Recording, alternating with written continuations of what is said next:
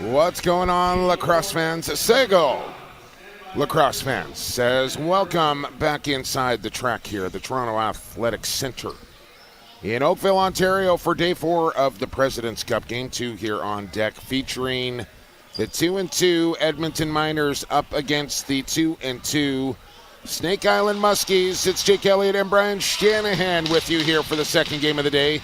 And Shanny, this is a big one between the Miners and the Muskies. Oh yeah, this is two teams that are very much in the mix to go to the semifinals. I'll let you make your classic start here. Thank you very much. Blow the whistle. Let's play some Dewa Lado. But we talk about this being a tournament of attrition. There are a couple of notables not playing, and I gotta think there's injuries involved. Joey Rezateras for leading one. scorer. Yep, and then Stephen Keel, he's a firefighter, so that could be work-related. But Tyler Melnick from Edmonton, he's been one of their better players. Honestly, what's more important, playing lacrosse or saving lives? Stopping fires, yes, exactly. And early on, I want to congratulate you and, the new Wester, Mr. Salmon Bellies. I didn't realize you played for them because I don't see a salmon belly on your calf. No, that's the junior tat. Okay. Yes, 8-9 years as a senior belly. And watching Game 7 last night, and I got a lot of love for the Langley Thunder and the Buchan family and a lot of guys on those teams that have been calling Thunder games for over a decade as well. But, man, to think about the Bellies playing in Queen's Park for a Mann Cup, going for their 25th, and to have the Six Nations Chiefs as their opponent. You'll be very familiar with that rivalry. But I'm so excited to see one, De Hostin Thompson, who I do not think has ever played a lacrosse game in Queen's Park, and his first one will be in the Mann Cup. And you know what? I'm an Eastern guy, and I will tell you, that is the best lacrosse rink in the country, that Queen's Park. There you go. You heard it from the man himself. It is beautiful. Now, they've got a new floor on it since the days I played there. No more slivers and splinters. I don't know. Was that true? Bounce passes or was that just to scare us? Because it worked. Oh, yeah. All right. Muskies on the go here in this scoreless game. These two teams, 2-2. If you can get to 3 wins, good chance you're going to have a good chance. And Atwood will open the scoring here for the Muskies. As they got run out of the rink here last night. Let's not kid ourselves. Things got a little rough and tumble at the end of that one as well. And I think for this game here, the Muskies kind of want to turn the page on that one and get back to playing Snake Island lacrosse here. And Edmonton, they know how to get it done here at the President's Cup too. No, you're and right. They know how important this game is. There's no time for shenanigans in this one. And they were generally disciplined up until last night. In fact, both of these teams, you could tell, were getting frustrated. Both of these teams lost in a big way to the Oakville Rock, sure and both of these teams out the floor now. We're getting frustrated, but I think it's back to business for sure, and it has to be because 4 teams are making it, and right now Oakville and Ladner look pretty good, and now we've got 3 teams fighting for those last 2 spots. Mind you, these guys. Ladner, yes, they're undefeated, but almost not, Shanny, in the opening game here on day number 4 as the upstart Tomahawks had them tied late with about 2 minutes to go in that game before Austin Shanks gets the winner. And what was it, a 5-4 final? 5-4 final. And how do you not feel for that Tuscarora team who came in here as underdogs in the tournament and has just fought so hard? No wins to show for it, but, man, they played tough. So the way it's looking right now is we'll watch this possession here for Levi Anderson and company that'll get away from Triolo. 8 on the shot clock for him as he'll swim past Briar Jonathan. And the Miners captain with a shot on goal, but an easy stop for Damu. Oakville, Ladner looking good to go through. I would say the winner of this game will have the inside edge to punch in their ticket. A good shot for Kanawage to still make it as well. And then, you're looking at Six Nations, Tuscarora, and whoever loses this game is going to be in tough to punch into that Final Four. Yeah, I hate to say it, a lot of things can still happen, of course. Not going to make. I don't know if it's mathematically possible even, but Six Nations even they would need a remarkable turnaround for the rest of the tournament.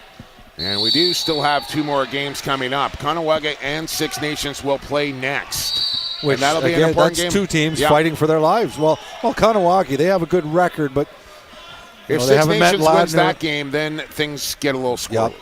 So we'll see. And Rez Territz is, in fact, there in he the is. game. Joey Rez, 14 right there. There he is. I don't want to go back and look at that game You sheet. steered me wrong, Shanny. I There did. goes the perfect broadcast. Tell me I'm not wrong. Okay, well, this August 30th, is that where we're at here? Yeah, I believe we are. So I don't know if we want to alert the authorities or not. I'm not snitching on anybody. Okay, well, you might have just done it already. It's not on the official game roster. And that could be a concern later on here. Possession change. And you don't like seeing great players not in the lineup, unless, this morning, a bit of a risk for the Pioneers, sitting out a few of their top players. Tyler Pace, Ryan Benesh. But you and got to Matt do Pierce. it. You have to, but it's always a risk. But they came out of it. They don't care whether they won 10-4 or 5-4. They won.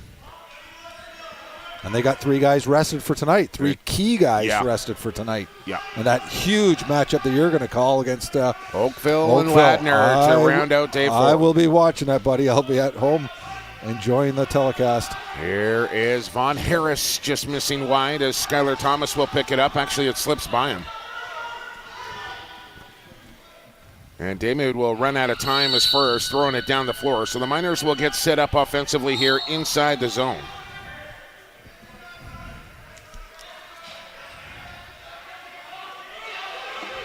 And a near turnover here.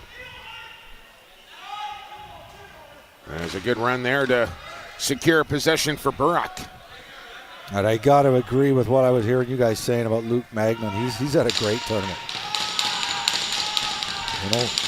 Stats don't tell a story. Not for everybody. 1 goal, but man, he has been effective on defense. Very aggressive. You always know he's there. Here comes Joe Reziterance. To Joe Hall. Is working to the top side is Firth.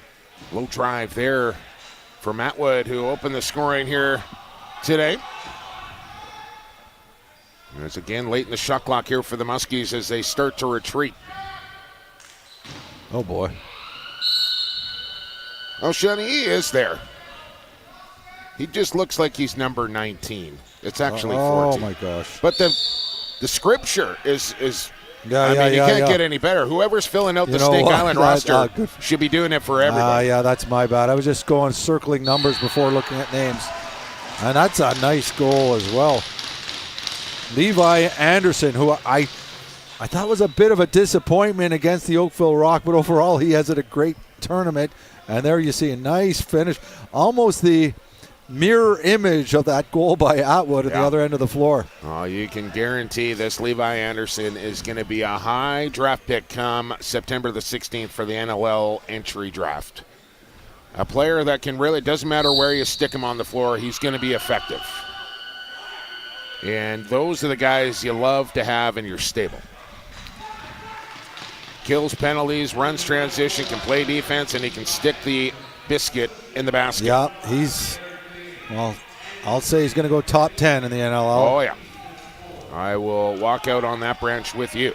Here's Triolo off the shoulder at Daymud. And after the tournament that Triolo has had here so far, you wonder if his phone's going to ring for another look at a camp. I'm sure you have been too, but I've been talking to some GMs and staff of the week, and I'm sure he's going to get a call from somebody. No guarantee he's going to be on a squad, but he'll get some invites. I'll tell you what, I don't know how many times I got asked yesterday who was going to win that Game 7 between the Thunder and I just kept saying, I have no idea. I have no idea. Everybody wanted to know. They wanted the inside scoop from you? Who I was taking, and I just said, you know what? Whoever plays better in net is going to win, and Zach Higgins outdueled Frank Chiliano a little bit last night. And Higgins has played great. Well, both of them have. Here's the chance for the Miners to take the lead. And following up. And Jake, I don't know if I've asked you on camera, but you are calling the Man Cup? I am indeed. Fantastic. Actually, the Lax Mag was running some old videos from back from the 95, 96 Man Cups, the big brawl in Six Nations in Brantford that you just happened to be involved with, Brian Shanahan. Shame on you. Yes. But, of course, Vic Rauter and Bobby McKenzie calling that was man cup. hilarious. So I lobbed Bobby a tweet. I said, hey, if you want to come to the West and call a man cup with me, I got a seat for you. Turn back the clock, McKenzie. I remember back in the day, he wasn't even supposed to do that game. Somebody else was doing color, and he called him up and said, I'm doing color too. I don't care whether it's with this guy or not. He goes, but I'm doing color. He loved lacrosse that much. Well, and I just remember Vic Rauter, who was predominantly a soccer announcer back in those days, just mortified for what he was seeing when the brawl broke out. When Tim Bomberry threw somebody across the floor, and I remember the reaction from Rauter. This is crazy. All right. Enough about the Man Cup for now. We're here at the Prezi. We're here for another great tournament. And another great day on deck as Ladner got past Tuscarora by a single marker late to kick off the day. And now we got the Muskies and the Miners hooked up, both teams 2-2. It's 1-1 with 11:20 here to go in the first period. As Levi Anderson, the goal scorer for Edmonton. We'll come back inside the zone as a good crowd on hand here for a Wednesday afternoon in Oakville. Kinnear down to Levi. Feet inside to Bergloff, and he couldn't handle the feed. As Jerry Stotts will move to open space, and Resetarits will come on along with Atwood. Late man coming is Vaughn Harris. Resetarits the slip. Atwood off the post. Nice little two-man game there from Buffalo Joe and Atwood. With the red iron bails out McLeod, who gets the start here for the Miners. Hebert and McLeod have seen significant time for the Miners. Another chance for Atwood is looking dangerous to start this game. Atwood's been all over. He only has 2 goals coming into this game, and he's got 1. He's could easily have 3 by now. Well, he'll get more touches with no Keogh in the lineup here today. No, that's true. And Joey Rez has been finding those 2 great passes. Ball far side with the captain. That's Triolo. Tried to go inside for Tristan Rye. And Muskies want to push tempo here. It's Tyler Halls. Drop it off. Brian Rice and a riser. And that one hit a body. That was Jarrett Toll blocking that. Not the first time Toller's soaked a lacrosse shot. And undeterred there, so he'll head for the bench as he started out the year as the coach here on the Miners bench. That's what I heard. And then got the itch and said, you know what? I want my jersey back. And they gladly gave number 3 back to Jarrett Toll. And he looks good. And they picked up another coach with the same last name. No relation, but pretty good. NOL Hall of Famer Speedy Stevie Toll. I said to Steve Toll, I said, do they have the T-shirts made already with the names on them or something? Right. Had to do it. Save the budget. Stevie's looking good over there. He's leaned right out. He looks like he could still get up the turf. Remember, in his day, the fastest player in the NLL. The old lob pass from Jimmy Veltman and Toll. Would you look out? Turf Monster just got tough. And when you're a guy like Toll playing with a guy like Veltman, you see Veltman going for a loose ball. You don't think he may get it. You take off. Yeah, he's getting it. Barak. Backhand feed, and that was ambitious there from Kinnear, I will say. Nice little tap ahead. Nice. Look at this, running onto this loose ball. And a chance here for Rice, but the shot ends up in the Miner logo of McLeod. That was a beautiful play. Nate Woods. And now Toll. And an elbow stop for Damoud as he almost baited Jared Toll to shoot to that side of the net. And Toll took that bait. But another possession here for Levi Anderson and the Miners. Nice slip pick here from Bergloff, but the pass deflected. Rise got it out of the corner. He'll come near side with it. Got to get out of the crease as Christensen was laying in there. He was still laying in the creases. That shot was taken. It wouldn't have counted if it went in. Well, this first opening 10, 12 minutes of this period here on day 4, this is when, you need a good 3-4 shifts to get the motor going here a little bit. The legs will be a little tight and heavy, and you just got to get the blood flowing and get back into the groove of things as the week wears along here. And for players that are doing it for their first time in their career, it's extra taxing because you really don't know how to prepare unless you've done it before. Yeah, And that's where you see the teams that have been here many times. They got a bit of an advantage knowing. Oh, it's a huge advantage. I'd say more than a bit. Yeah, no, like even what we were saying about, Ladner resting some key guys at the right time. Almost cost them today, but they got it done. It's a bit of a risk. But, I'd say even if they ended up losing that game today, they'd still be okay. They're going to make the Final Four. I was almost hoping for it just to set up the 3-1 matchup tonight. And how do you not cheer for Tuscarora battling in that game? And they were missing one of their best players in Hunter Lemieux. And they're staying at the same hotel I am here in Oakville, and all really good guys. The families are all here as well, and they're proud of their Tomahawk boys here at the President's Cup, and they should be. They've battled really, really hard. And I was telling Matt this morning, I've seen a lot of New York license plates coming into the rink. I got to get a shirt. There's somebody selling Tomahawk shirts around the rink here. I got to find one. Yeah. But they're not set up at a table. Apparently she's just got a duffel bag full of T-shirts, and really? you just got to find her. So that's tough to do while I'm up here on the mezzanine at the track. Here's Kinnear inside. Took one across the back. Gosh. By the way, we are now running with 3 officials here at the President's Cup on day 4. The plan accelerated a little bit. The plan was to go to 3 referees for the semis and the final, the bronze and the gold. But they just kind of bumped that schedule up a little day. It was yesterday a little rough and tumble out there, and for player safety and a couple more eyeballs out on the turf. Now the 3-man officiating crew is here, and I think that's certainly the right decision. Especially since they were going that way in the semifinals anyhow. Might as well go through it now. Tyler Burton right on, and Damoud with his best stop of the period. Oh, my God. Like this morning, these goalies have started the games hot.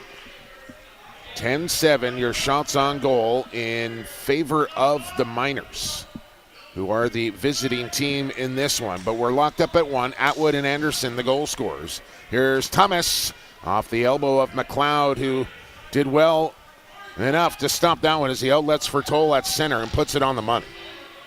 Muskies are back on defense as in comes Bergloff. Zach Deacon waits for him as the lefty goes across the floor to check the same hand. And you don't see that very often. If you can match up righty against lefty defensively with your stick to the inside, that's what you're looking for as a defenseman. That's an argument I'll have with you, but a lot of people agree with you. In fact, I had that same argument with John Tavares about a month ago. You go the other way on that? I figure it's all footwork. I think you put your defender where you want, but you dictate where they want to go with their footwork. But especially if you're playing with the Woody and you want to slash him. Having the stick to the inside, way more beneficial. You don't want to hit the guy with the cat. I definitely know the logic in it, but I think with your footwork, you could play either side. Well, the only thing I'll say with that is you don't see right-handers playing offense on the other side of the floor.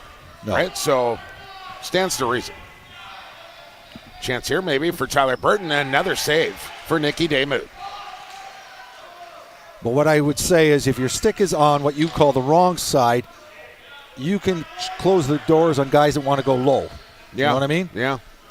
But would you rather – we can continue this debate if you like. No, But would you rather have them go low or get to the inside? I really do think it's all about your footwork. Well, there's a low drive there for Skylar Thomas. And that's his first goal, I believe. Skylar Thomas. Can't be. Yeah, first goal of the tournament. And, he had good stats coming in. He had a good playoff, and he's had plenty of chances. I'll get a fist bump from his assistant coach, Josh Sanderson, and his head man over there, Galiwade Mitchell. As I'm told, Brother Luelis is making his way here. Might be in the house at the track already. About a 5-hour drive up from the territory of Akwesasne. I'll say one more thing, then we'll move on from this conversation about the defense, the stick side or not. I think when you're on defense, where you put your stick, you can often dictate to the offensive guy which way he'll go. You know what I mean? Depending on where your stick is. So I like when you can tell them where you want them to go instead of waiting for reacting to them. You may be the exception. It's been a long time. You just stare at them and go over there. Yes, and you're right with carrying a Woody help too. Yeah, absolutely. Cody Hawkins. Up ahead it comes. This is Justin Morgan. Seeing some action here today for the Miners as they substitute a few bodies into their lineup as well. Christensen way high. 10 on the shot clock for Anderson. And just a flat-out drop there from Kinnear. Just a sloppy play. And they'll just let the shot clock run down here while Jerry stomps. Although Brian Rice was up the floor a little frustrated. Said, please pick it up and throw it to me. Hewitt, Atwood, Rezateritz, righty strong. Joe Hall and Skylar Thomas across the way. Thomas, the latest goal scorer, has got his Muskies in front by 1. Skips a feed down to Rezateritz, who will have to battle in the corner here with Duff, who whacks away in contact on the aluminum shaft with the Woody. And the ball rolls into the crease of Ken McLeod. Just 2:45 here to go in the first. Shots now 11 apiece. And you knew this would be a hotly contested game here between 2-2 and 2 teams. We haven't seen a lot from this guy yet, Triolo. The candy cane tape job on his shaft. I found in a lot of his games, sometimes it takes him a while to get going, but when he gets hot, he's ridiculous. Good run for Halls. He's got Rice up with him. Maybe a trailer coming. And tried to float one to the top corner and missed everything. Yeah, wrong side of the floor. You can tell he was hoping for help. Didn't want to take that shot. So you're saying you need your stick to the inside, Shannon. Gotcha. Yeah. Gotcha. Anderson. As Deacon takes a swipe at him. 10 on the shot clock as he got a pick from Kinnear and then tried to send it across. And again, the Muskies defense stout here early, just allowing 1 goal so far. And Von Harris in the left-handed tuck will now put it into 2.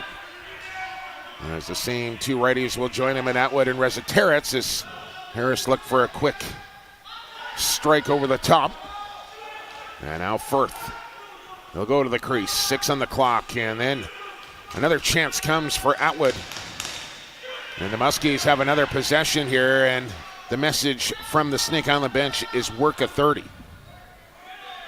And this is, day 4 now. And you get second and third opportunities on the 30-second clock.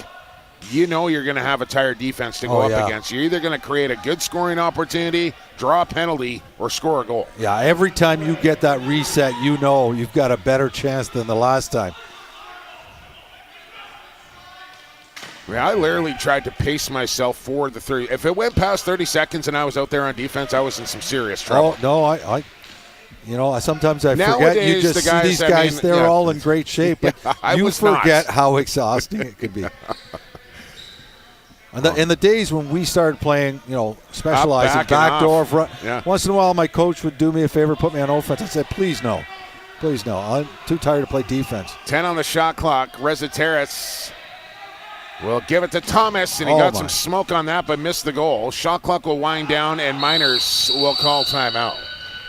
With 17.6 on the clock, trailing by a goal, a chance to tie, heading for the locker room. Yeah, Thomas would like to have that shot back. He had plenty of room to step into it. I think maybe just tried to overpower the goaltender instead of trying to find his spot there a little bit, and sometimes he'll do that, right? Yeah, and haven't we seen, some of the best shooters in this tournament are guys that don't shoot particularly hard, just shoot well. Andrew Q comes to mind. Andrew Q was the first guy I thought of, but Ryan Benesh is the same way. Yes, good one.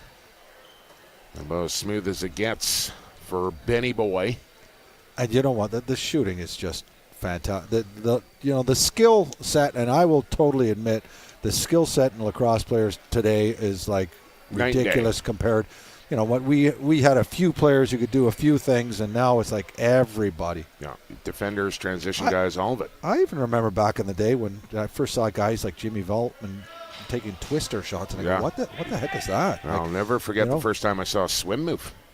Oh, yeah. Dan Dawson, the originator. Yeah. I think that was back in, I want to say, 2005. Not that long ago, he innovated that move. And we look at a guy like Callum Crawford in the crease, the jump up instead of the jump in. Yeah, which I don't like. Well, I know you don't, but I'm saying some of these guys have, recent years have been innovators of new techniques in the game. Oh, picked off, look out, time here, gotta go, scores! I think that's good, don't you agree? Count it, and clip it, the Muskies with a buzzer beater. And no time to spare, but Nate Woods I think you could watch and listen to that replay 100 times and you'll agree with the referee. That ball got in the net just before the buzzer went. Oh, man, I don't know if we can sync up a shot with a clock or not, but wow. Well, there's a highlight for sure. Miners will have to try and shake that off, and the Muskies are going to the room pumped up as they have a 3-1 lead after 20 minutes of play here on day number 4 in this massive game between two 2-2 teams. Let's take a break. We need one after that finish of the period, and we'll be back in 10 minutes here to Oakville and return to the President's Cup on the JVI Sports Network.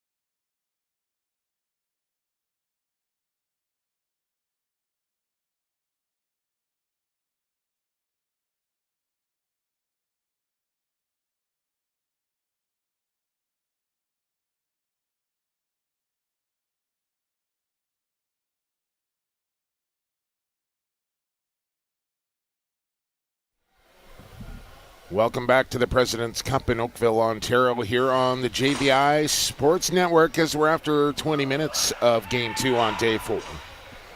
That features the Muskies of Snake Island and the Miners of Edmonton, and at the end of that opening 20 minutes, Woods with the buzzer beater, Shanny, to take the two-goal lead. Yeah, Nathan Woods' interception and shot that pretty much went in almost simultaneously with the buzzer.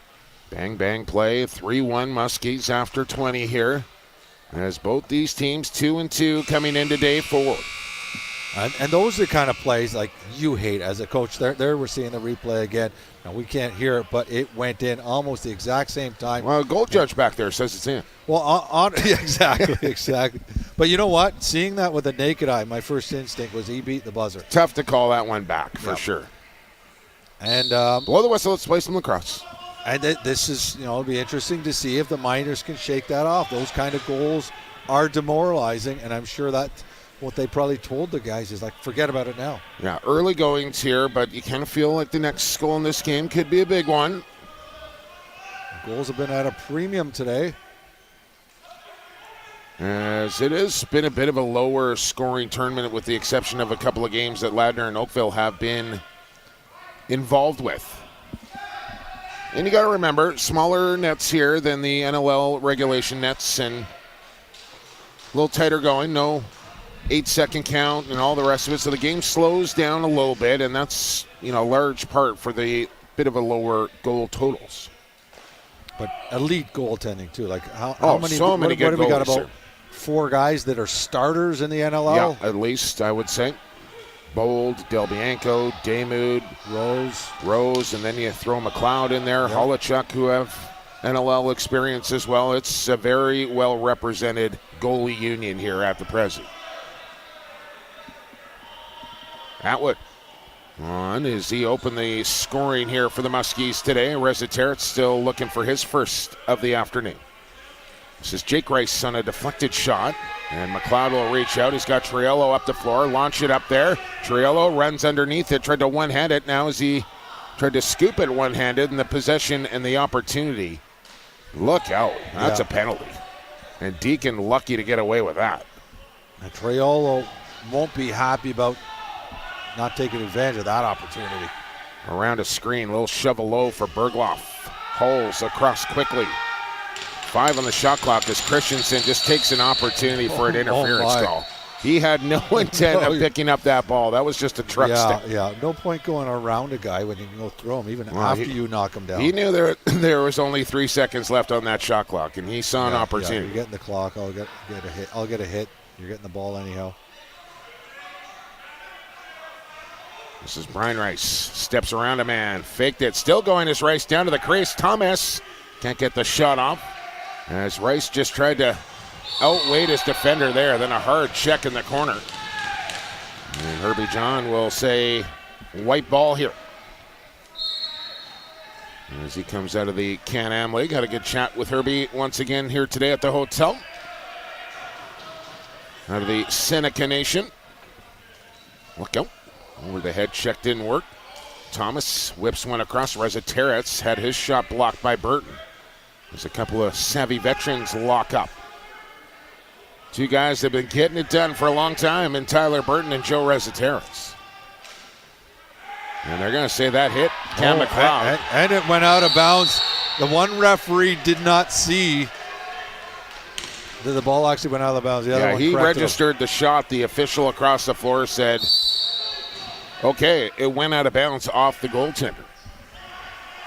Harris, and look out. That thing was moving as Hawkins will move back the other way. Cody Hawkins looking for a chance. Bouncer, where is it? Underneath Damoud. Underneath his chest protector. Hawkins was looking to go in the 5-hole to bounce it in. Doesn't score many goals, just Cody Hawkins. For a second. That's not what he's on this Miners team to do.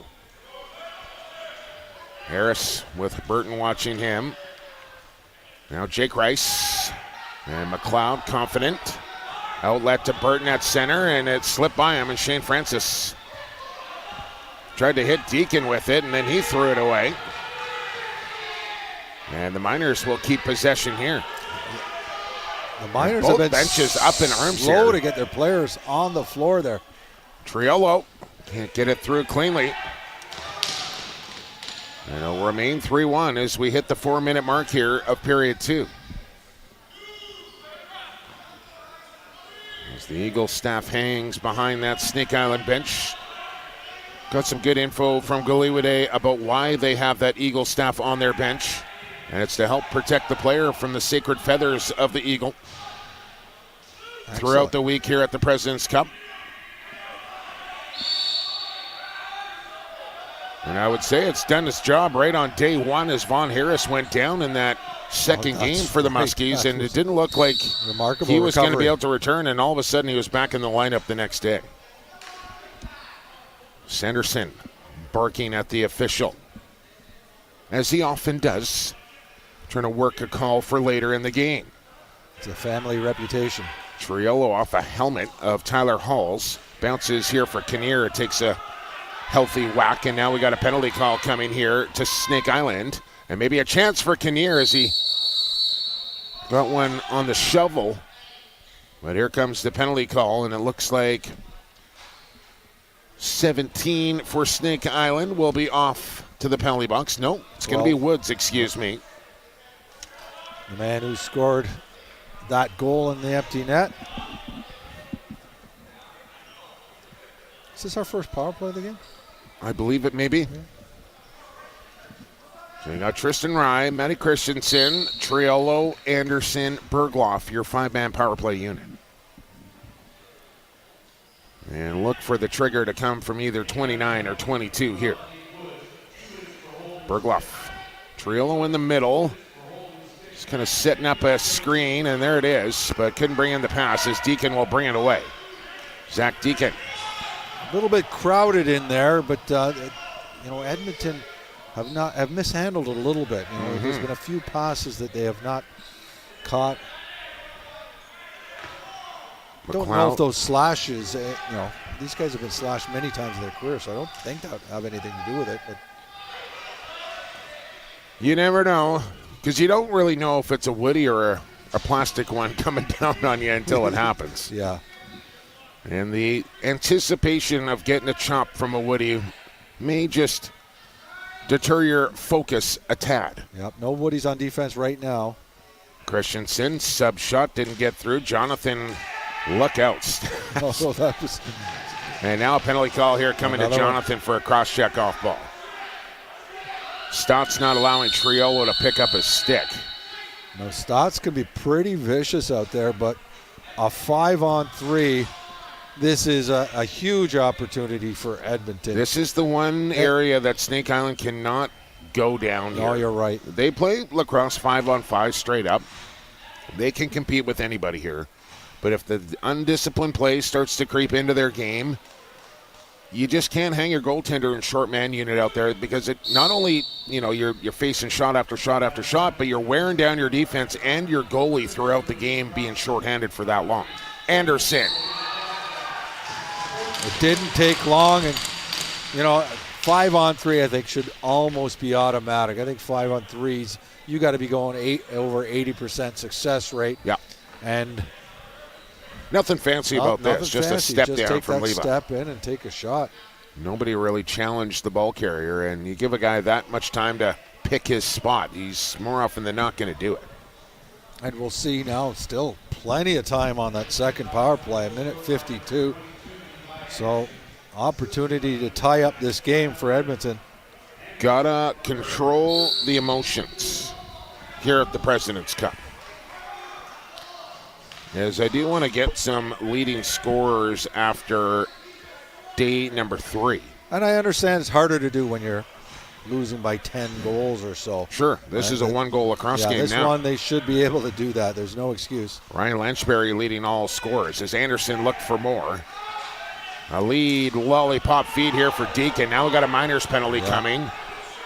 And Woods is hurt behind the play, trying to get back to his feet so they don't blow it down. It'll stay here with Snake Island regardless as Woods gets up. That was back over. That didn't get called. I think the referees forgot. Yeah, I think they missed that one. Here's Reza Terrace as he got handcuffed with the pass. And the whistle will go, and we'll play 4-on-4. as Ryan Lanchbury leads the President's Cup in scoring now with 9 goals and 17 assists for 26 points. Q behind him with 24. Levi Anderson working his way up here today, came into this game with 21. And Triolo behind him at 18. A couple of points. And Levi Anderson's got a couple. I think he got both goals. Yes, did Benesh play this morning for the Pioneers? Even if they did, they only scored 5. Yeah, Benesh didn't play. 5-minute major for Christensen. As he got a little retribution. And now he'll have to serve his time. And there's a 2-minute penalty as well for Snake Island. I think they had a bit too much to say. Is it the goaltender that picked that up? I think it came from the bench. So I think it's on Sportsmanlike. I don't know. They put number 31 up there. Yeah, they put 31 up on the board to serve it. And I don't even know who that is because there's not a 30. Hold on. 31 is Shane Francis. But there you go. I think it was a team penalty, a bench penalty. So that's, man, you can't have that. No. You're about to even up the strength, and you get a 5-minute major call, and then, I'm not sure what the complaint was, but then instead of being even strength and then having a long power play, you're down a man again. Well, look at this. This is what we were talking about before, how they were not touching the ball, but not only that, they were trying not to let Triolo get to the ball. Well, he was trioling to get there. Yes. And what I just talked about how a 5-on-3 is like 80% success. A 4-on-3 is just as easy. Same thing. Because they usually just keep the guy high out near center. Play a safety out there. So Harris has a look up at the clock. Still 15 seconds to go in the penalty time to Briar Jonathan. Harris just missed far side. And another opportunity to come here, but maybe not enough time to set up the power play, as we'll play about 50 seconds of 4-on-4, and then it'll be an extended power play for Snake Island if things go according to plan, I suppose. And they can score 2 on that major as well. Triolo. Anderson working with Bergloff as Breyer back out there. Deacon pokes away at him. Bergloff got on the back. No call. The referee consider that. Nathan, lead feed here. Look out. Brian Rice will pick it up in flight. Brian Rice coming right in on goal. Oh, look, 5-hole, and McLeod made the stick save. I don't mind the shot selection there from Rice. I thought he had it. And then contact in the corner as Woods gets up barking. Now down to 10 seconds in the penalty time being served by Francis. And we are getting a lot of barking coming from the Snake Island bench, and I think they better be careful because they seem to be getting on the referee's nerves. Yeah, they just need to just play lacrosse. That's all they got to do. Just focus on the game and can't worry about any other factors. Here's Atwood all alone, scores! Oh my gosh. Chris Atwood with his second, and that's 1 off the major as Snake Island will remain on the power play. And Brandon Swamp steals this ball, puts it up the floor to Atwood, and he stole it off Triolo, the most dangerous scorer on this Edmonton team. Who's not having one of his better games, but great effort by Swamp, who's only playing his 3rd game of the tournament. Yeah, I would say this, Shenny, that your bench and your players will always kind of take up the personality and the temperature of your coaching staff. And I think it's up to Galiwade Mitchell and Josh Sanderson to bring their guys back down here a little bit and regain their focus. I mean, we still have over half a lacrosse game here to go, and they got a 2-goal lead. But I almost feel like they're the team that feels like they're getting the short end of things. No, you're right. You are right. They are the team that's been the better team for this game, and they also are playing like the team that feels like they're getting screwed from the refs. Yeah, so they just need to just dial it in here a little bit and stick to playing lacrosse, and I think they're going to be fine. And Edmonton, they need to pick their game up here a little bit for the Alberta champs. Yeah, that was, now 2 sloppy goals given to Snake Island. The one on the empty net at the end of the first, and that goal there, and they can't get wrapped up in the extracurriculars either. They have to just kind of turn the other cheek in that situation. And they may have played their best game in the opening game of the tournament. That 1-goal loss to the Ladner Pioneers, and what a game that they probably felt like they should have won. But they end up losing by 1 and now find themselves in this monster game with two teams that have a 2-2 record. And there's Reza Terets on the scene. Good ball movement. Another power play goal for Snake Island. So that's 2 off the major, so they'll go back to even strength, but Christensen will remain in the penalty box here for 2 minutes and 11 seconds. And Reza Terets, you're not keeping him off the score sheet for 60 minutes. No, he's such a great opportunist.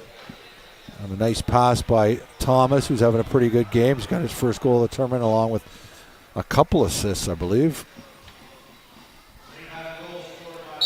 I'm going to duct tape your hands into your pockets, Shan. That's what I'm going to do. I know you keep catching yourself, and I appreciate it.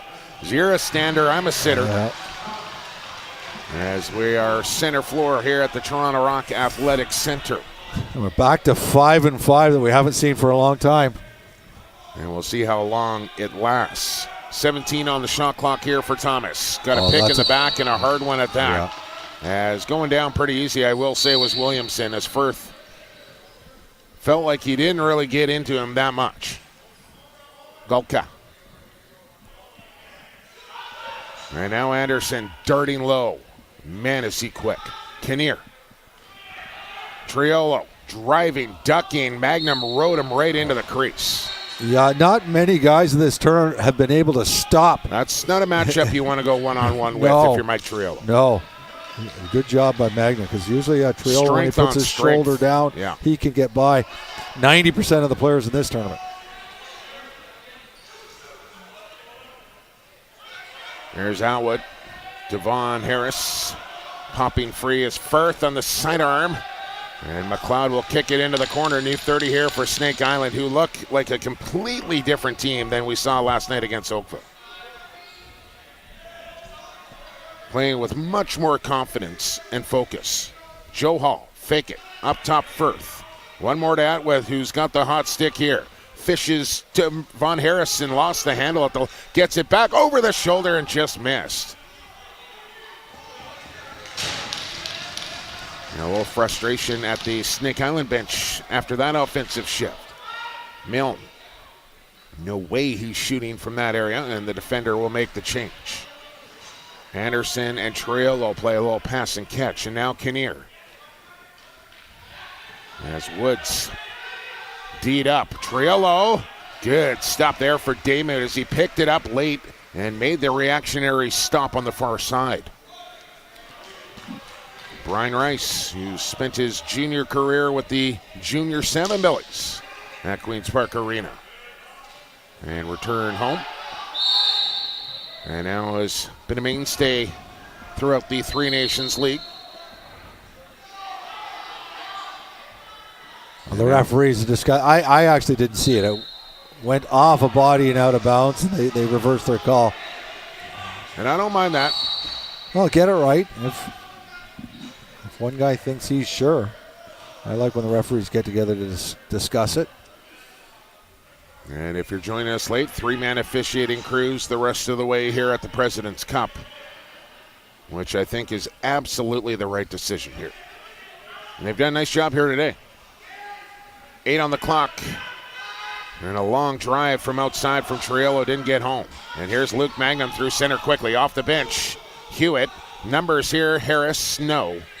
He wants to use the possession here for the Muskies. Firth. Back to Harris. Atwood open. He'll work into the middle now as the ball will come to Joe Hall with 10 on the shot clock. Stops up, drives into the middle. Joe Hall down the pipe, shoots it. And it's in. That went in, yeah. Joey Hall gets it to go, and it's 6-2 Muskies. It didn't get over by much. No, and not the hardest shot, but he drives hard to the net. And oh, my God, that's a nightmare goal for McLeod, because not only did he get a piece of it, but it rolled in the net in slow motion. And old Snake Eyes, number 11 there for the Snake Island Muskies. Joe Hall in his 135th President's Cup here. I thought you were going to say game. No. He's been at a lot, let me tell you. I can tell he's a favorite of yours every time I hear you call his name. He is an absolute weapon, Joe Hall. And after getting a Gino here at the President's Cup, the boys will be fired up about that, I can guarantee it. So, big moments here now. 6-2 Muskies as we work our way into the late stages of period 2. And Edmonton needs to find a response here before things get out of hand. Triolo will try and do that as Francis got picked off. A low shot, nothing doing on Nick Damu, who was the star of the series in that Three Nations final against the Akwesasne Bucks as they won it in 7 games to punch their ticket. And in large part due to the goaltending of Nick Damu. And having himself a game here, stopping 17 of 19 shots so far. 10 on the shot clock for Skylar Thomas. Open is Harris. He'll bounce it wide. It'll come back to Thomas with 3. Rink wide. Resetarits just missing short side as I saw the mesh ripple, but it was on the outside of the netting. What a quick release by Resetarits on that pass from Thomas. Under 6 to go. Levi Anderson. Looks, shoots, Damu, no trouble with the stick save. Brandon Swamp, lead feed. Here's a chance for Hewitt, and he had some room and missed the goal. Yeah, he did have him. He's a quick, pretty electric little player there is Hewitt. And had a good opportunity there that goes by the wayside as we hit 3 o'clock Eastern time here from Oakville. Anderson. High noon on the West Coast, Shenny. Welcome to the President's Cup here on day 4. Right here on the JVI Sports Network, and we'll have it for you right through to Championship Saturday as Damu gets run over and 2 officials low. Neither of them saw it.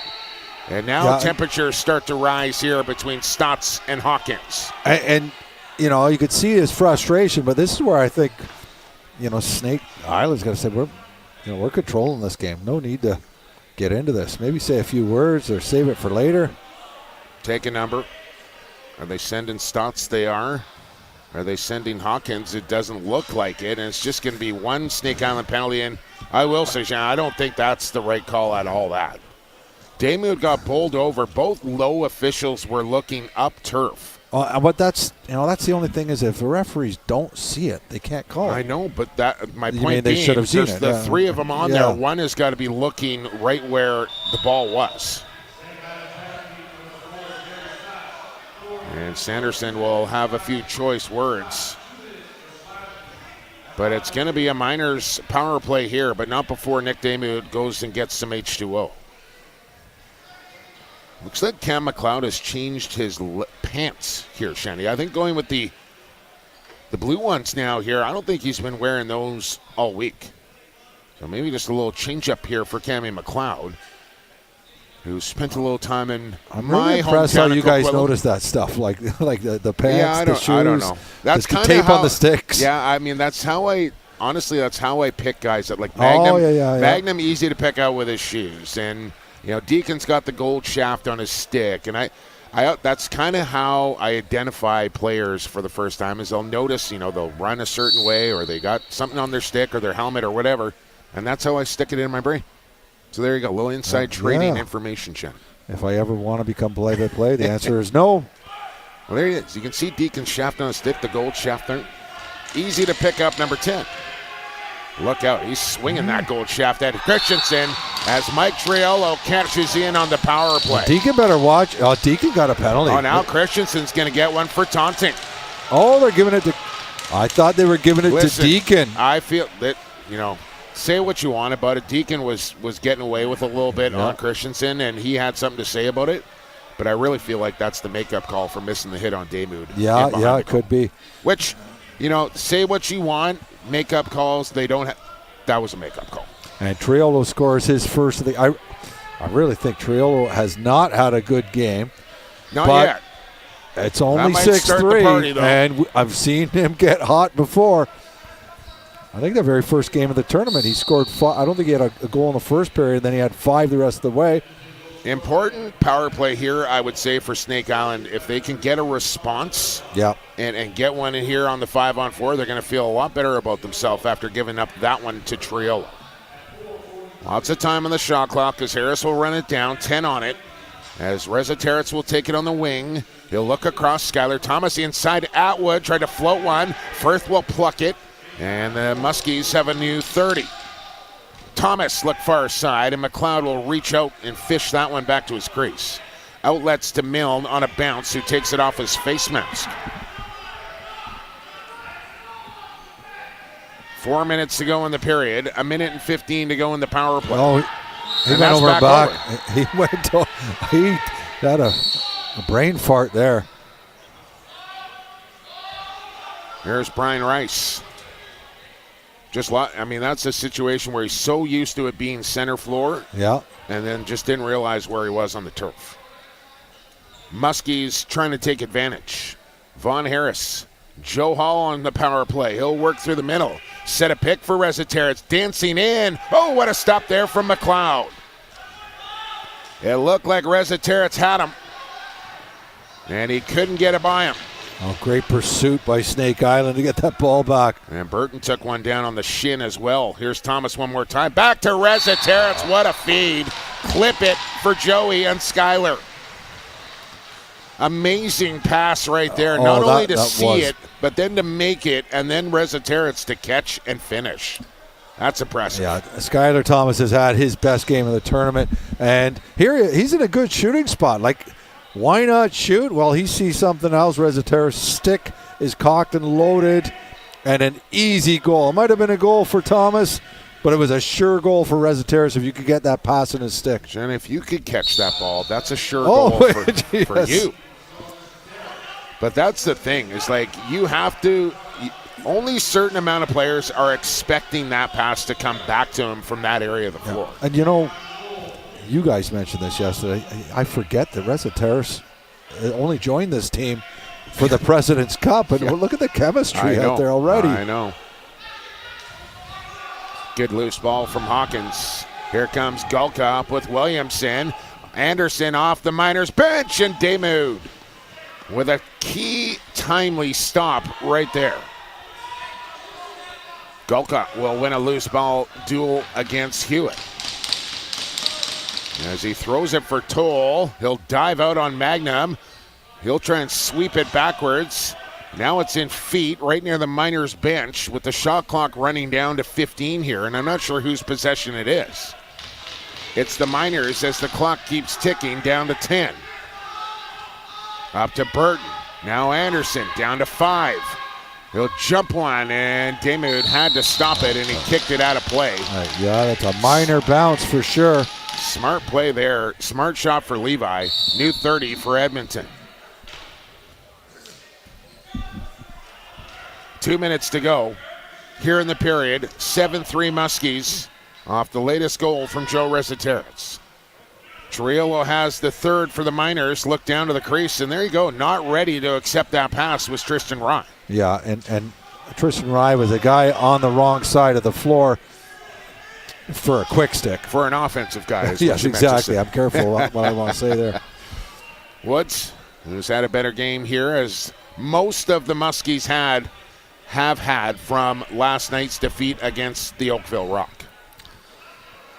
Let's face it, the Rock have brought the worst out of a few teams in this tournament. Vaughn Harris, a low drive, and McLeod no trouble with that one as he looks up and finds Mill up this near side of the floor. Period getting late now as 70 seconds to go in it. Shots on goal 29-25, Muskies with the 4-goal lead. Triolo powering in on Halls. Swim move, a good one, and Demude, a better kick stop there for the Muskies goaltender. How about it from Nick Demude? Yeah, he's played a great game, and probably the good news for Edmonton is Triolo seems to be finding his game. Bergloff, Triolo, whip it, stick save, loose ball, Tyler Halls. And Zach Deacon with room to run. It's setting up for a final possession for the Miners, who did call their timeout in the first, so the Muskies will certainly call it here in the second. That's exactly what they do. They'll have the ball at center, and I want to say about an 8-9 second differential between game clock and shot clock, so they won't be able to run this thing right down. I don't think they're going to call Damude up for long change, too much time. Yeah, I'd say no way. And just play it straight up here. Sanderson will gather him. 33 seconds. What did you say the differential was? About 8? I think they're going to want to minimize. Do you want to venture a guess? I want to say, I'm going to say 8.4. Okay. I think that Snake Island's, they're going to still want to take as late a shot as possible. Please don't prove me wrong, because just to minimize the amount of time. Even if you don't take a shot, Shanny, just worst case scenario, roll the ball into the corner and don't give up a late goal here to the Miners, as the Miners did to the Muskies at the end of the period. And do we even know if the Miners will take their time out? They might I don't not. think they might will. Want to save it for the third. Yeah, I think you got to save it for the third, because I don't think unless they get a turnover here real early, then you might. But even then, if you do get the early turnover, I think you go on the fly. Yeah, and if you don't, this is also where Snake Island might want to pressure a little bit to take more time. So what do we got? 21 on the shot clock. So it's about 9, or maybe even more than that. Yeah. Second off. That was close. 10 on the clock here. And the Miners might have some time. We'll see. Skylar Thomas with 3. Jukes, loads, can't shoot it. And honestly, that's not... McLeod taking off to the Miners bench here with 8 seconds to go. Don't want to turn the ball over in this situation. Burton will run to the net. Got a man in front. Scores! Oh, my goodness. Triolo off the Miners bench. And how big is that goal right there? Oh, that pretty much makes up for what happened at the end of the last period. I thought this was a dead play, but give Burton credit. Give Triolo some credit for going hard to the net. And Triolo's got that big body. You make that pass towards him, nobody's going to outreach him. Man, oh man, what a play from the Miners out of their own zone off the turnover. And that was the one thing that the Muskies wanted to try and avoid heading into the third period. Instead of a 4-goal lead, it will be a 3-goal lead. And all to play for in the final period between the Muskies and the Miners. Shots on goal after 40, 29-27, Snake Island. As they have a 3-goal lead, 7-4 with 20 to go here on day 4. We'll have that third period for you right here on YouTube for free from the President's Cup on the JVI Sports Network.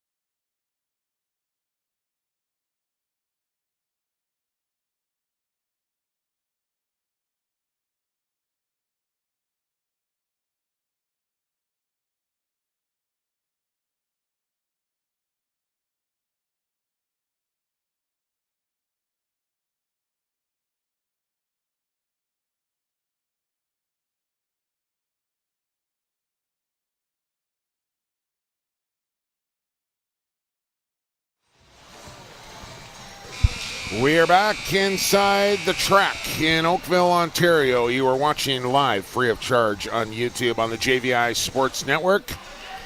To the President's Cup here in 2023. It's Jake Elliott, Brian Shanahan with you here for this second game on day 4, and it's a biggie. That has 20 minutes left in it. Both teams 2-2. Muskies with a 3-goal lead as the Miners got a late one to cut that lead from 4-3. Blow the whistle. Let's play some lacrosse as the Muskies away with the opening possession. So both teams, Shanny, with a buzzer beater. Muskies in the first, Miners in the second. But it's a 3-goal lead here as we begin the third period in this massive matchup. Yeah, plenty of time left for this to turn into a very tight one.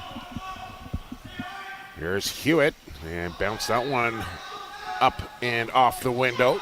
3 on the clock for Harris. Look out, a head-level riser over Cam McLeod. And that was an I feel like I keep saying look out a lot, but I'm worried for these guys. I say look out for us. A few times I felt that ball was going to come out at us. Get your stick out. Mike Triolo has had a great game. Well, I think he's had a terrible game and a great game all in one. And if he could put together a great period here, that could make a big difference for these Miners. Well, I think this opening 5 minutes will tell us a lot here. As Atwood and Reziteritz, who have been clicking, will work together here on this shift. Firth will give it to Joey. 13 on the shot clock as he slides low, gets to the crease, and McLeod goes across with him to make the shoulder stop. Jake Rice with the shot, that one wide. Lots of time on the clock here now. And Atwood will settle things down. There's Joe Hall, who had the 7th marker for the Muskies. Will that be enough? What do you want to put the winning number here at, Shannon? It's 9? Maybe? 7? I don't know. 8? I'm going to say by the end of this, you got to score more than 8 to win the game. We shall see. Here's Atwood, right on. McLeod, an easy stop. Burton off the top. He's going to bring it in. Nobody's catching Tyler Burton on a breakaway, and he hit the post. But we do have a penalty call coming for too many men, and now Deacon just got rang up for a misconduct. This is the stuff that we were talking about Can't all do it. game. Can't do it. And a game that is going so well for you. I was actually surprised that Ray, I guess it's am I pronouncing the name right? Rye, Tristan Rye. Dallin Rye? No. Dalen Rye. Dalen Rye was the one who joined that 2-on-1, but he didn't run any interference. I was surprised. I thought he would have slowed down the defender to give his teammate more time. Well, I think it is going to be a double minor here. 2 for the original and then 2 for a little bit of lip to the official. Yeah, unless they decide just to go straight misconduct here. You would almost hope that from a Muskie's point of view. Yeah, they're going to send another to the box here. Yeah, if they're sending another to the box, they probably gave him a 10. But, Triolo got his first goal on the power play. It's a 2-man advantage here. And oh, boy. So delay of game, the call.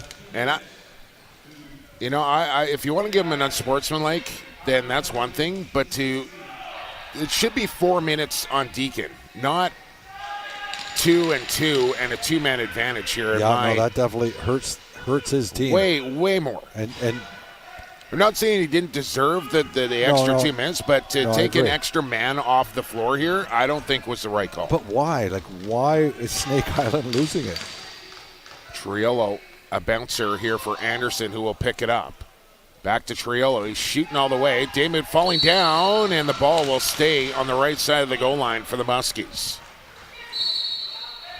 And now you want to absolutely try and work a 30 here, but if you can get a shot low from the corner and put one off the goaltender to hopefully try and get a reset, something like that here if you're Snake Island. But Skylar Thomas in some trouble along the boards here with 3 minors. If he can squeeze out of that with the ball, I will be so check impressed. There from Hawkins. Referee right on the scene. Hewitt down, ball loose, and it's dug out by Edmonton. Good job by Edmonton.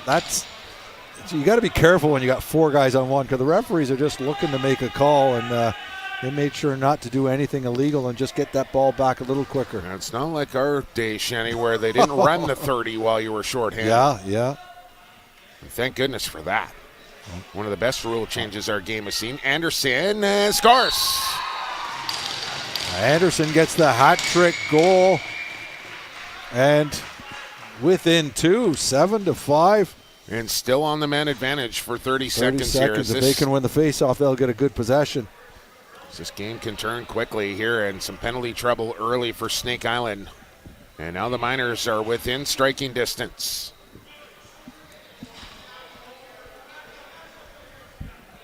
And you mentioned just a while ago about like running the 30-second shot clock when you're shorthanded. It brings, I thought immediately of Dan Dawson. Before he could kill a whole penalty by himself. What a great player who's leaving our game or retiring from the game. Oh, yeah, he's not leaving the game, but he's not going to be playing the game any longer. But he will certainly be around, and I think a job will be waiting for him on any NL bench. But then again, another fire. He can do it all, the dangerous one. And it's going to be odd to see Paulie in a Mammoth uniform for the upcoming season. I just read that, whatever it was, a few days ago. Juan Harris looking to kill off the remaining time of this penalty. And he'll do so now with 10 on the shot clock. Got a diving shot off as he went down. Hewitt from well out. Whistled that one just over top of the crossbar. And we're back to 5-on-5. Now the score 7-5 Muskies. And Levi Anderson, who's been dangerous here for the Miners all tournament long, with it in his pocket. Darts to the inside, whips a shot over the top. Daymud looking behind him, but he's got it caught up in the gear. He's had a whale of a game in net here for the Muskies today. 15.5 to go here in this pivotal President's Cup matchup. Reza Terrence, Thomas, back to Rez. Waits for a pick, gets one from Atwood, skip it across, now up top. Here's Thomas to Reza Terrence, loading, and on the outside of the goal, just missing. From our angle, we've got a good angle. I thought that went in for a second. I thought, how did he find that space? That's hard to do, and have the ball stop on the outside of the netting like that. And that means you just missed the goal. Drill out of the corner with Stotts watching him. A hard pick from Christensen opens himself up. Anderson didn't pick him up. Ball gets knocked away. Here's Christensen now on the post up. Tried to slam it at the feet of Daymud, and he'll get called in the crease. Oh, Daymud did a good job of hugging the post there. That ball was not going to squeeze through anyway. 33-30 your shots on goal. Muskies lead that, and they lead the game by 2. Hewitt, a shovel off to Thomas. A quick dart underneath. He's got a man in front, and Rice. The pass was knocked down. It rolls through to Harris. He's going to get a chance. And a 5-hole stop for McLeod. Looked like Harris could have taken another step to the top of the crease. I give both of these goalies credit. McLeod's had a very good game as well. Coming up next, Kahnawake and Six Nations at 5 o'clock. And then the marquee matchup of the week, Oakville, Ladner at 8. Oh, here we go again. Careful now. This ball right. And that's smart there from Kinnear. Just step in, touch it. And get the whistle quickly. I think Daymud and Edmonton are the only team that are doing that. I saw Nicky Rose do it a little bit last night, too. Yeah. Reza Terrence. Off it goes. Firth on the drive. Shot to the outside. 10 on the shot clock. No reset. Reza Terrence from the point. Darts, loads, fires, and that one deflecting as McLeod will slide across on a knee and claim that one. Christensen took one across. Oh, come on now. I mean, Hewitt's got to be smarter, but that's not a penalty. It's just a little love tap to the backside there. Yeah. Can't do it, but, I mean, it just made a noise more than anything. And I agree with your first statement, though. Because why make a loud slash? You're not hurting a guy. Yeah, it did absolutely nothing. Yep. And you cannot do it. especially in a game like this. Yeah, don't give the referees a chance. You almost force him to call. Like, if we can hear it with headsets up here, you know how loud it is down there, and it's just a reaction from the official when he hears a noise like that. That's a slash. Exactly what it is. And a big opportunity here to cut the lead to 1 on the man advantage for the Miners. Already got a couple power play goals. Anderson, he's been the trigger man. Now Triolo. Got a pick for Christensen. Skip feed to the corner, and Rye almost fell over trying to catch that. Now Triolo off the leg pad of Demu to reset on the shot clock. Christensen into the middle. Anderson with lots of time on the clock. There's a chance, and that one just missing from Bergloff. As they look to find the angles on the passing lanes here.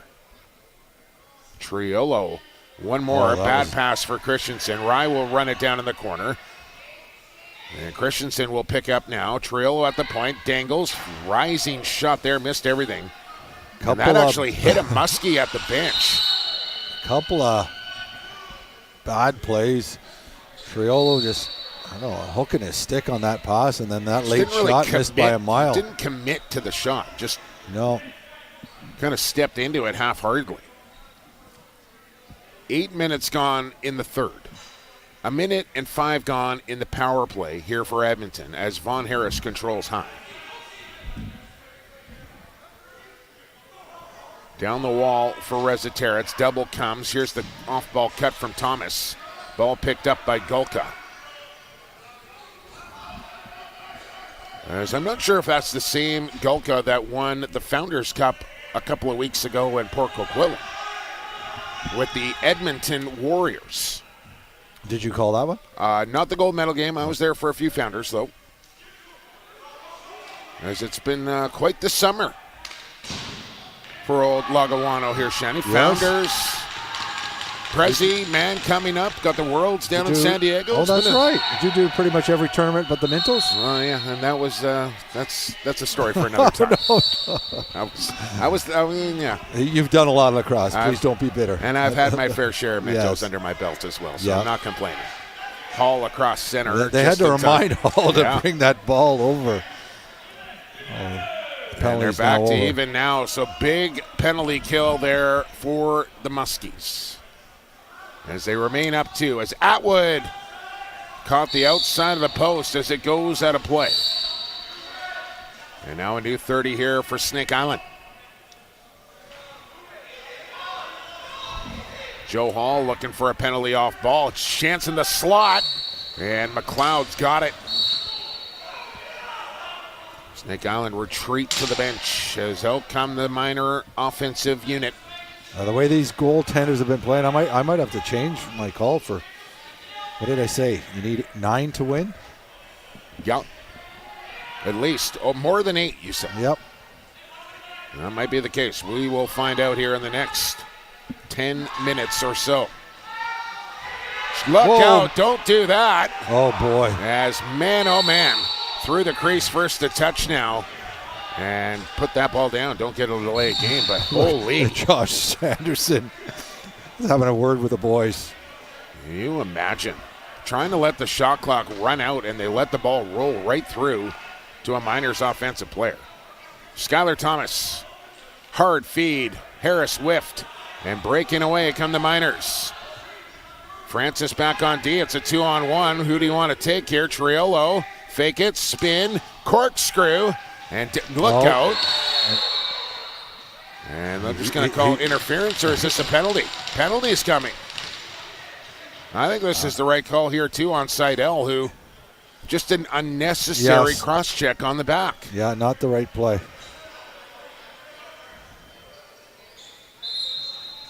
Referees timeout for a hydration break here in the third. Both teams have been pretty good on the power play, 2 goals each, and you would think if big moments here in this one. If Snake Island could score one here, I mean, it's not putting them away, but it will take a lot of pressure off. So Kahnawake still with their 2-a-day to come tomorrow at the President's Cup. As I told you about the schedule coming up here later today with Six Nations and Kahnawake, 2-1 Mohawks against 1-3 Rivermen. Then Oakville 3-1 against 4-0 Ladner. But tomorrow, Kahnawake will play Edmonton in the morning, Ladner, Snake Island, Six Nations, Tuscarora, Oakville, Kahnawake to finish out the round robin. So that's a couple of tough games for Kahnawake. So that's Ladner and Oakville tomorrow. I think no easy road here for the Mohawks. No, Edmonton and Oakville tomorrow. Oh, no. For Kahnawake. Oh, okay. Edmonton, Oakville. Yeah. Morning game, night game. Okay. A stop from McLeod, 15 seconds into the power play. Burton with a long feed up and just gets through to Anderson as Von Harris tried to intercept.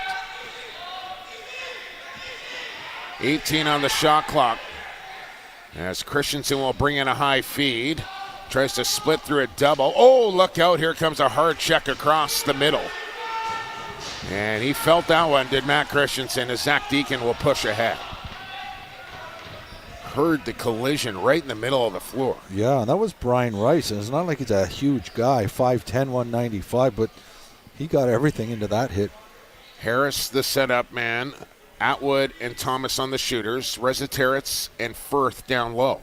8 on the clock. Atwood. Up top, Harris. One more. Thomas. Back to Vaughn. Shoots right on. Big rebound. Back to Thomas. And they'll work another possession as Reziteritz now at his shooter spot. Von Harris again missed the goal. Gets his own rebound. And McLeod's got that in his crease. As Von Harris looking to cash in here on the man advantage. Can't get it to go. Huge save by McLeod on that rebound. And that quick turnover potentially here. Well, Bergloff doing well to come back up with it. Double teamed in behind the net. Ball is loose. It gets free for Triolo with 10 on the shot clock. He's got to drive the net. Time winding down here. And a pass into traffic. And 1 on the shot clock. That'll do it. See, that's where I would have liked to seen some bodies clear out, trail, drive the net. Yeah, just force the issue. Yeah, force the issue. Maybe you don't score, maybe you draw a penalty. Well, a big kill for the Muskies just prior. Now a big kill for the Miners. And then a pickpocket job there from Morgan to strip Reziteritz.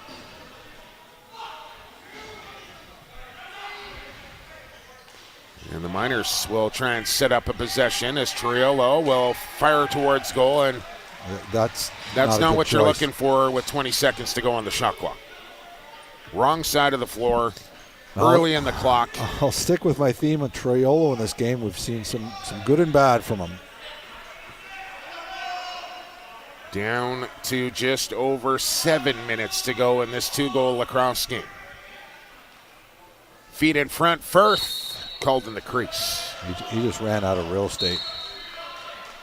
Jarrett Toll right on him. And Spencer Milne. Lanky defender will hand off here to Burak. And now Levi Anderson. Tristan Rye. Back to Levi on a low feed. He'll have to chase it down. Pressure coming from Francis. Now Levi will split dodge into the middle, step it down. Good interception there. Brian Rice having a good game here for the Muskies. I was just going to say the same Into thing. the middle of the floor, maybe numbers here for the Muskies. It's Brian Rice, and he put it wide. Might get another chance here as he'll pull to safety with time on the shot clock.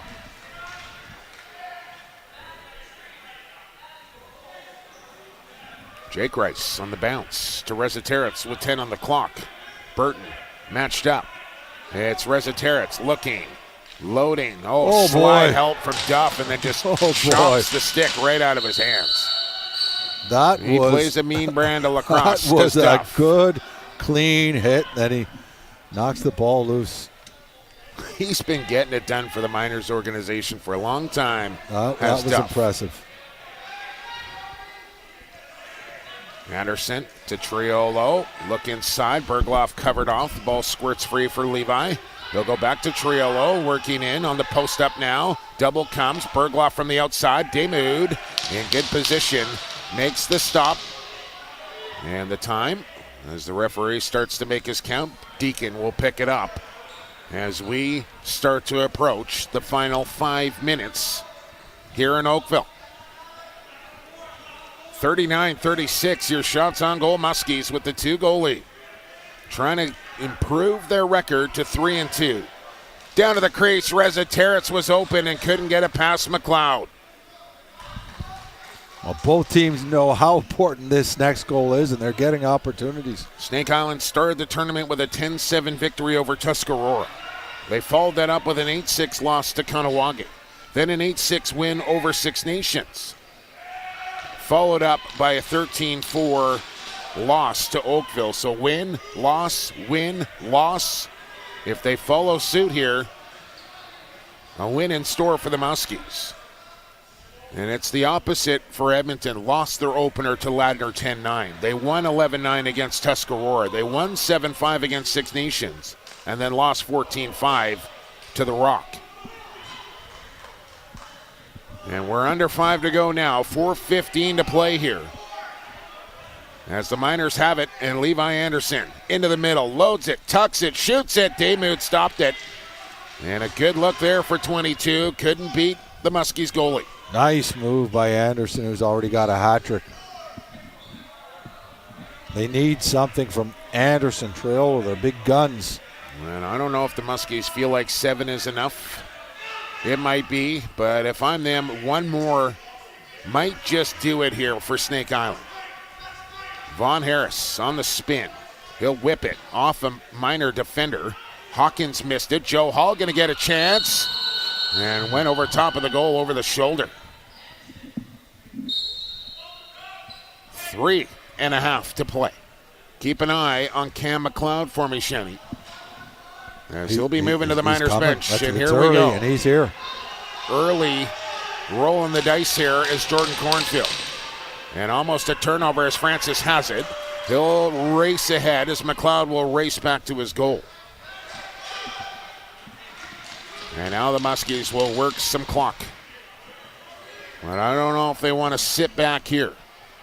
Too much time. I don't know if the Muskies knew that the goaltender was pulled, but they did a great job of pressuring the ball against the boards, not allowing Miners to start anything. Reza Terrence into the middle. He's got some room, trying to sift the pass through to Jake Rice. 4 on the shot clock. Bad angle. Wide open was Rice in the middle as Duff slow to get back up. Here's Tyler Burton on the go. He might get a chance as Burton won't shoot it, as he'll save the possession for the offense if he can. He's not going to get a chance. He's double teamed, and the Miners. He might have called the timeout. They did, with 2:37 to go in the game, down 2. Burn their timeout to save possession with Burton double teamed along the end wall. Yeah, great play by Duff. We just saw a beautiful hit from earlier. He went down and hurt, and rather than risk getting a whistle as Burton's running up the floor, he forced himself to get up and hobble off the floor. And Muskie's defense has been fantastic. I think they've been good most of the tournament this period. They're not giving much to the Miners, and the Miners are having trouble, even with their goaltender out 6-on-5, they're having trouble getting a chance to set anything up. We'll see what they set up here, as McLeod will surely be on the bench. And just getting a text coming in, it is in fact the same Gulka that was playing in the Founders a couple of weeks ago. So he jumps up. He's just a second-year junior. Oh my gosh. 3 years left. Long stick midi at Limestone University. Oh my gosh. He's a good one. So how old would that make? 3 years? Did you say 3 years left in junior? Yeah, so 17, 18. Oh my gosh. Tops. Pretty impressive. Speaking of, I don't know where the guy that just sent me the text is, but he should probably arrive to Oakville soon. I don't know if he's coming. Here's Triolo, and a late stick check knocked that one loose. Another chance for Bergloff goes wide. Triolo will pick it up. Still time here. Rye will step down into one, and Damude will chicken wing that one away.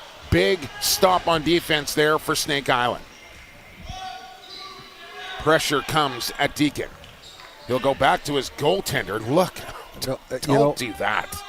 Do not do that. A bounce pass back to your goalie right in front of his net. Anything could happen there. There is playing a little cat and mouse in behind the crease here. 3 on the shot clock. They'll throw it down. Well, and we're under 2 to go. Early in the tournament, I wasn't seeing it from everybody. They are learning to use the whole floor if they want to kill time now. Just another example of why the 8-second clear rule needs to be implemented into all of lacrosse, except for minor. Anything above senior, like, let's go. 18 on the shot clock for the Miners as they bring it in.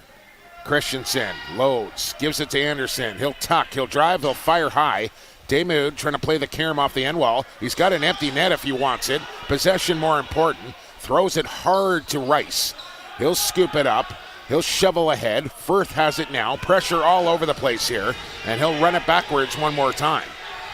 Got a man in the middle. Rice will run ahead. And he'll just lob it down. What are you doing? With 12 seconds left in the 12 shot clock. on the shot clock. No reason to throw that ball away yet. Not yet. Look out as Magnum steps up on Triolo. As the big body just bounced off him. We're into the final minute here of this one. Christensen looking, shooting, and he shot it wide as it rings around the boards here for Anderson with 10 on the clock. Triolo, flip it, nobody home. Right, tried to open in front of the net. They'll just bat it to the wall here. Shot clock will reset as Damoud makes a stop. As we're into the final 30 now, do the Muskies want timeout? Deacon, he's been in these situations before, finds an open man across, and finally the Muskies call timeout. And Sanderson, you got Joshy, you got the timeout. Yeah, by the look on Josh Sanderson, he didn't say it just once. I can't help but chuckle because I just, you remember T as well as I do. You just think back and there's just a spitting image of each other on the bench. Yeah. Although if it was Terry Sanderson on the bench yelling, we'd be scared up here. They get the timeout. 23 left on the game clock. And the Muskies trying to steer home a 2-goal victory here over the Miners and get to 3 wins, which would be huge for them. I feel like I never saw enough sense of urgency from Edmonton on that 6-on-5. Bergloff parked himself in front of the net, and nobody was looking at him. Well, and the reason this game's so important for Snake Island, their final game comes up tomorrow, and it's against Ladner. So you can't, count that one in the win column by any means. Doable, but... Oh, it's doable, yeah. And for Edmonton, no easy game either, as they'll play the Mohawks in the morning game, and they play 2 tomorrow. So the team that's playing 2 will usually try and make that push on the first game and try and rest some guys in the second game. They might not be able to do that. Yeah, they might not have a choice. Tough handle for Rice, and he couldn't do it. And he chops down his man here. Maybe one more chance for the Miners as they make some changes as Triolo comes on. He'll drive out wide. He'll look inside. Ball clamped away, and that should do it here as the Muskies are going to win this game. And they're going to win it by 2. A big clutch performance from the boys from Snake Island as they take out the Miners 7-5 as they outshoot them 40-38. What a game here on day 4. Great defense, great goal. This third period, we only had 1 goal. Power play goal by Levi Anderson for his hat trick. Great goaltending performance from Nick Damoud. Atwood was impressive. And it was all hands on deck for Snake Island. And Miners right there. But come up a couple short here against the 3 nation champions. Handshakes here. Players of the game, Shanny. I think, it all depends whether they want it or not, but I think it should go to Levi Anderson for Edmonton. I don't think they've given it to anybody twice yet, but that's my pick, who it should go to. For Snake Island, I like Skylar Thomas. Skylar Thomas was good. Atwood's up 2-2. Yeah, I think it's Atwood for me. I think it might be. I like Skylar Thomas too. I wouldn't be disappointed. I'll give it to Joe Hall. He needs a bucket hat. He got a goal here too. He's not going to get it. No, he's not. He doesn't want it. Doesn't need it. No. Muskies needed the win. So did the Miners, but it's Snake Island with the victory here. And you can just see down looking on the floor here, there's a lot of exhaustion on these faces here after that battle. That was a classic President's Cup game right there. And we're only halfway through the day. Jake, you're just don't started. Remind me, I just finished my coffee, and now I'm already looking for another one here, Brian. Well, I'll tell you. I'll catch both games or parts of both games, but I'm definitely watching that Ladner-Oakville game from start to finish. Oh, yes, indeed. Do not miss that one at 8 o'clock Eastern. Six Nations Kahnawake come up next on the all-Indigenous matchup here on day 4. And here are your Bar Down Lax players of the game. We're still waiting for our bucket hats up here in the broadcast booth, Shane.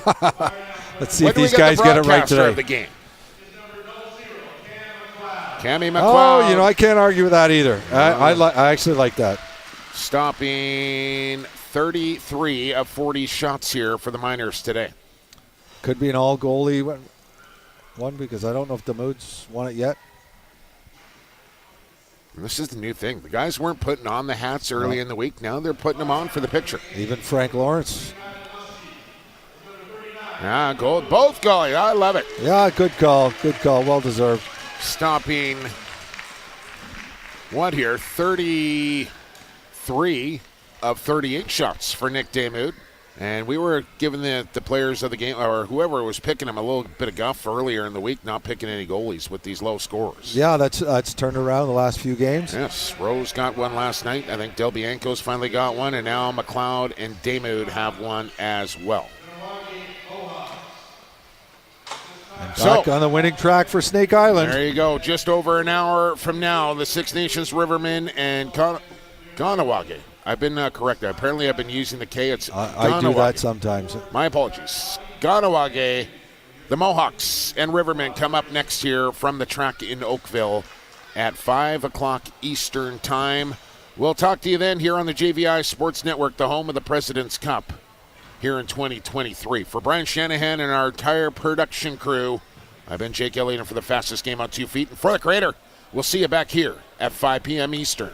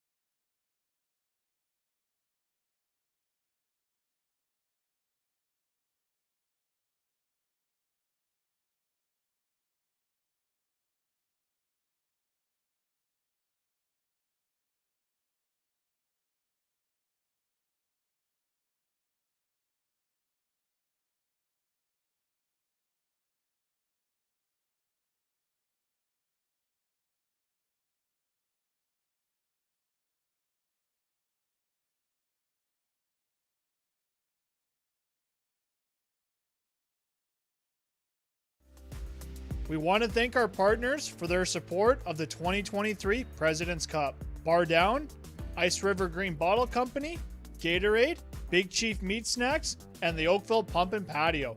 Thank you for your support and helping all the competing teams as they chase the Prezi.